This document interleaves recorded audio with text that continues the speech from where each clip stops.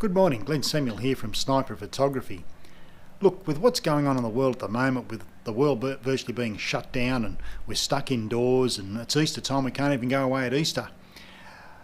And I know that a lot of people have lost a lot of work. I personally have lost a lot of work from this virus, this closed down or shut up shop, so to speak, where we're virtually confined to being indoors. But recently I've been thinking, how can us photographers keep the momentum going, keep our mind active on our photography? Well, in the last couple of weeks, the last 14 days of this quarantine so-called period, or being locked inside, I've come up with a few ideas and I want to pass them on to you today. And I'll start by directing this, the very first one, to people that are new to digital photography. If you've just brought a new digital camera and unfortunately you can't get outside and use it, now's a good time for you to sit down with that camera and to study it. Study all the settings, the programs, study what the ISO is, what the shutter speed and aperture, and how they all combine to make a good photograph. If you're lucky enough to live on a property like me, you've got a backyard, front yard, go outside with your camera and photograph anything. Photograph the ants, it doesn't matter. Photograph the kids, the dogs, the flowers, your pool, doesn't matter what it is, your car, doesn't matter what it is, just start practicing with your new camera. Now's the time to do it because we can't go out and take photos, we can't be where a lot of other people are, so now's a very good time to sit down with your camera and study it properly and work out all what those marvellous settings and confusing settings do. Anywhere from aperture priority, shutter priority, manual, program, even shooting in manual and then converting it to black and white or monochrome inside your camera. Get to know your camera. Now's the time to do it, because when we're ready to go back out into the wild blue yonder with our cameras, you'll be ready. You won't have to fiddle around trying to learn your camera. So make the best of the time we've got inside and study that new camera. The next thing is probably for more seasoned photographers, and that is to go back into your editing programs and get all those old photos that you haven't edited before. And I've been doing this and I've come up with some really good shots, really beautiful images, and drag them out of Lightroom or whatever program you've been using to edit your images.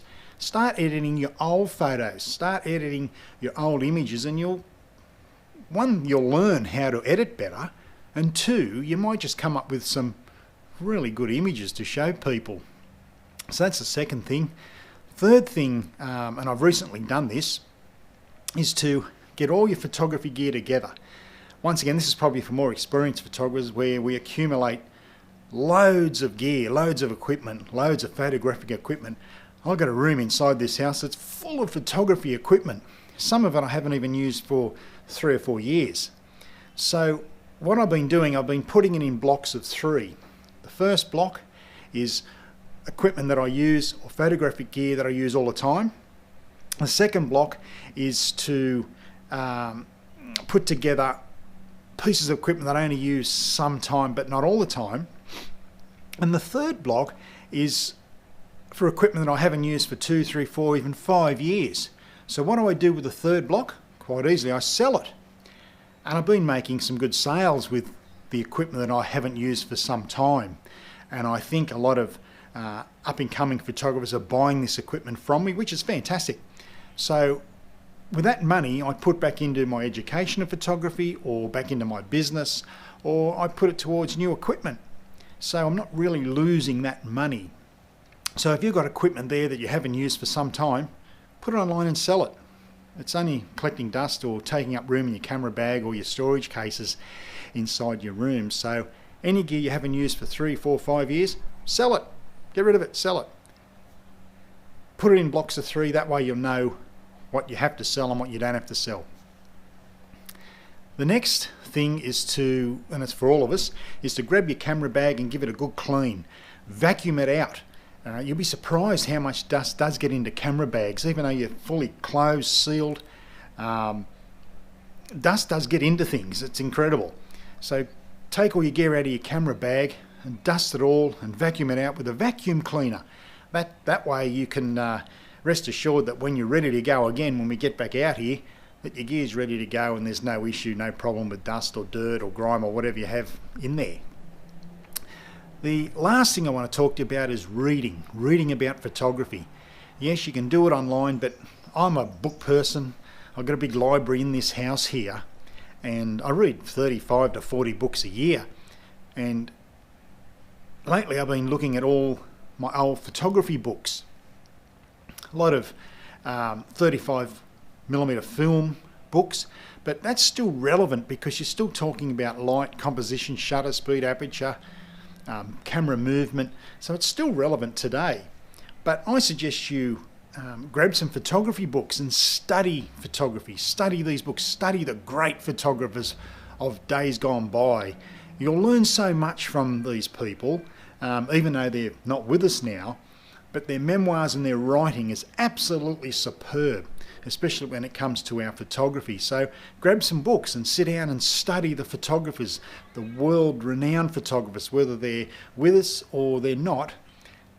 They still make a lot of sense. So grab a couple of photography books while we're stuck indoors and stuck at home. You will learn a bit, and you probably will learn a lot actually. As I always say with photography, you never know everything about this. This is an amazing pastime. If you're lucky to make a living from it, good luck to you, because I know how hard it is to do that. But basically with this shutdown, this lockdown, we can't get out, we can't get our cameras out, and you're sitting at home thinking, what can I do? How can I keep my photography psyche or my momentum or my mentality intact? This is what you do. Just run through those few things that I've mentioned to you, and I think you'll find that when the time comes and everything settles down and this COVID-19 sort of like leaves us alone and we're able to get back out there with our cameras, you'll be ready to go, and that's the main thing. Now's the time to build what I call a photography platform. We're locked inside. We really don't know what to do with our photography. Just do what I said there and just try it. It might work for you, it mightn't, but it's been working for me. And I know when we do get back out there with our cameras, I too will be ready to go. So I just thought I'd throw that out to you today. I'd like to wish all the my subscribers and viewers to my channel and my Facebook page a happy Easter. I know it's tough for a lot of people, and I've been speaking to a lot of photographers, and there's a lot of sadness involved in this, but we've got to keep our chins up and hopefully get on with it. So as I always say, be nice to yourself, family and friends, but most of all, please keep smiling, keep safe, and bye for now.